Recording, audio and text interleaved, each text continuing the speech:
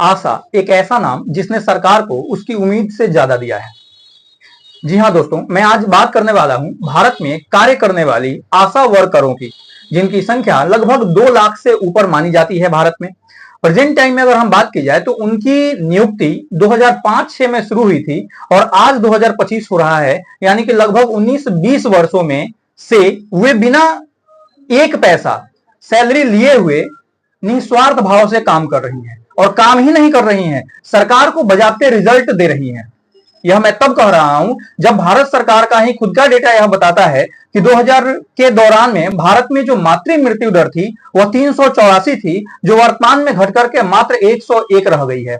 यानी जो मातृ मृत्यु दर है वह 6.23% घटी है। और सबसे बड़ी बात, यह वैश्विक मातृ मृत्यु दर से भी 3 गुना अधिक है।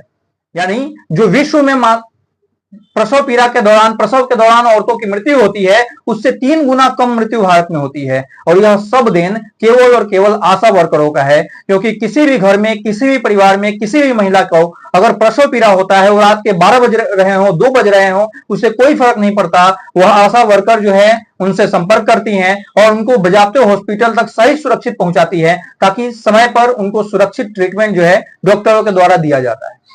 लेकिन फिर भी सरकार के द्वारा उनको केवल उपेक्षा की नजरों से ही देखा गया है। ऐसा लगता है जैसे आशा वर्कर भारत के अंदर एक बधुआ मजदूर हैं कि बस खाएंगी वो अपना, कमाएंगी वो अपना, और काम जो है वह सरकार का करेंगी। यानी आशा वर्करों की हालत जो है भारत में ऐसी है कि नौकर ऐसा चाहिए जो मांग चांग के खाए, काम करे सरकार का, घर कभी ना जाए।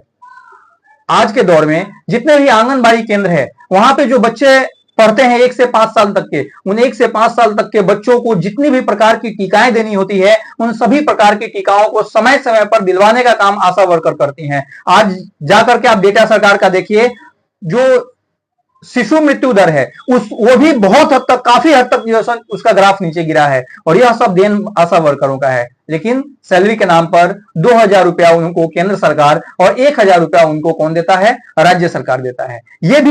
ये पैसा उनके खाते में सीधे नहीं जाते हैं। उनके द्वारा, आशा के द्वारा 1 महीने तक किए गए कार्यों का डेटा हॉस्पिटल के द्वारा अपलोड किया जाता है और उसके बाद सैलरी आती है। और आपको जान के हैरानी होगी कि जो अपलोड करने के लिए, जो डेटा अपलोड करने के लिए आदमी रखा गया है, वह आदमी इनका डेटा तब अपलोड करता है जब ये लोग 500 रुपया उनको देते हैं।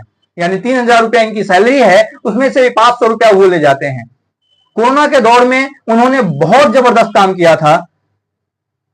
उस कोरोना के दौर का बोला गया था कि एक्स्ट्रा पैसा इनको दिया जाएगा, आज तक वो एक्स्ट्रा पैसा इनको नहीं दिया गया है। अभी हाल फिलहाल में समय समय पर सरकार कभी कभी इंसेंटिव दे देती है। जब अगर 6000 रुपया उनका इंसेंटिव आता है तो उस 6000 रुपया में से मात्र 3000 रुपया उन आशा वर्करों को मिलता है। 3 से 2000 रुपया उन आशा वर्करों को मिलता है। क्यों? क्योंकि बाकी जो पैसा है वह हॉस्पिटल का प्रभारी, बीसीएम और वैक्सीनेटर जो होती है वो सारे मिलकर के खा जाते हैं। ये लोग पहले ही यह शर्त बना लेते हैं, पहले ही उनसे ऐसा करवाते हैं आशा वर्करों से कि तुम लोग जो है, अगर 6000 रुपया आया है अकाउंट में, तुम्हारे 6000 रुपया जाएगा, लेकिन 4000 रुपया निकाल करके तुम हमको दोगे तभी तुम्हारे अकाउंट में पैसा जाएगा, अन्यथा नहीं जाएगा। जरा सोच सकते हैं कि उनके साथ कितना बड़ा भ्रष्टाचार जो है हॉस्पिटल के अंदर किया जा रहा है। अरे सैलरी होती 50,000 60,000 की सैलरी होती, 500 रुपया तुम ले लेते, कोई दिक्कत नहीं था। जिनकी कोई सैलरी नहीं है, 24x7 इनका कार्य है। आज के समय में जो जनसंख्या दर में थोड़ी बहुत कंट्रोल लगाने का काम कर रही हैं, वो भी जिम्मेदारी आशा वर्करों की है। अब जाकर के गांव समाज में देखिए, जितनी भी महिलाओं का बंध्याकरण हुआ है वो सभी करवाने का काम जो है सो आशा वर्कर करती हैं। जनगणना हुआ था, उस जनगणना का काम भी आशा वर्करों को सौंपा गया था, लेकिन आज तक जनगणना का भी पैसा आशा वर्करों को नहीं दिया गया है। और सरकार को जब अपनी सैलरी बढ़ाने की बात हुई तो अभी हाल फिलहाल में उन्होंने अपनी सैलरी जो है, सांसदों की सैलरी 1,24,000 रुपया हो गया है, जबकि उनको रहने का फ्री मिलता है, खाने का फ्री मिलता है, गाड़ी से घूमने का फ्री मिलता है, बॉडीगार्ड फ्री मिलता है, संसद भवन में जब वो उपस्थित होते हैं तो भोजन उनको फ्री मिलता है, हवाई जहाज का टिकट फ्री मिलता है, फिर भी उनको सैलरी चाहिए। जबकि आशा वर्करों को 1 रुपया एक्स्ट्रा नहीं दिया जाता है। बिना सैलरी का आप काम करवा रहे हैं। फिर चलिए 10-15 दिन की बात होती तो समझ में आता, 20 सालों से आपको नहीं समझ में आ रहा है।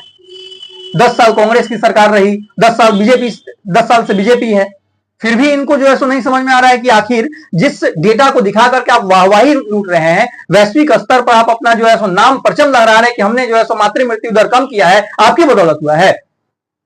किस सांसद का योगदान है उसमें? सारा का सारा योगदान आशा वर्करों का है, लेकिन आप उनके योगदान के बदले में 4 पैसा देने के लिए तैयार नहीं है। ऊपर से जितने लोग रखे हुए हैं सबके सब चोर हैं।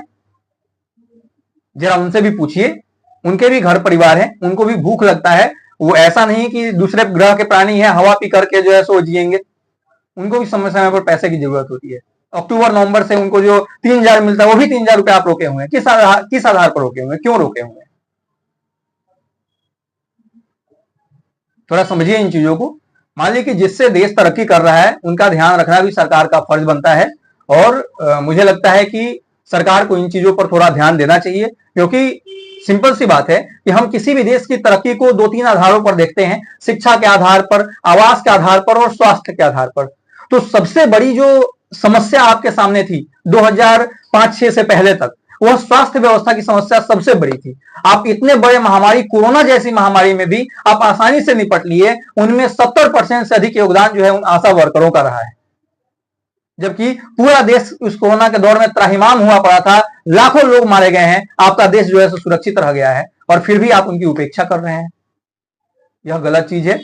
हर बात के लिए सरकार के सामने आंदोलन करना पड़े, सरकार के सामने धरना देना पड़े, यह अच्छा नहीं है, यह अच्छी चीजें नहीं है। क्योंकि आप जब डेटा आपके पास पहुंचता है कि आपका जो है मातृ मृत्यु दर कम हुआ है, आपका जो है शिशु मृत्यु दर कम हुआ है, तो ये डेटा जो है सो हवा में से तो आ नहीं रहा है, अपने आप तो कम नहीं हुआ है। कोई ना कोई उसके पीछे काम कर रहा है। जो काम कर रहा है उनका भी थोड़ा ध्यान रखिए। सरकार में है, हम हर हमेशा आंदोलन, जब भी कोई बात कहना होगा आपको, जब भी कोई बात आपसे मनमानी होगी, जब भी अपनी बातों को आपके सामने रखना होगा, तो आपके सामने आंदोलन ही करना पड़े, यह उचित चीज नहीं है। आपको खुद भी दिखना चाहिए। भगवान ने 2 आंख आपको दिया हुआ है, और आपको सरकार में इसीलिए भेजा जाता है कि आप देखिए, और जिनको जरूरत है, जिन्होंने देश के लिए काम किया है, उनका ख्याल रखना आपका कर्तव्य बनता है। मैं आशा वर्करों से अनुरोध करूंगा कि जितने लोग आशा वर्कर हैं सभी इस वीडियो को ज्यादा से ज्यादा देखें और ज्यादा से ज्यादा शेयर करें, ताकि सरकार तक ये बातें पहुंचे और सरकार की नजर आपके ऊपर पड़े। अन्यथा आप उपेक्षित हैं और हमेशा उपेक्षित रह जाइएगा। धन्यवाद।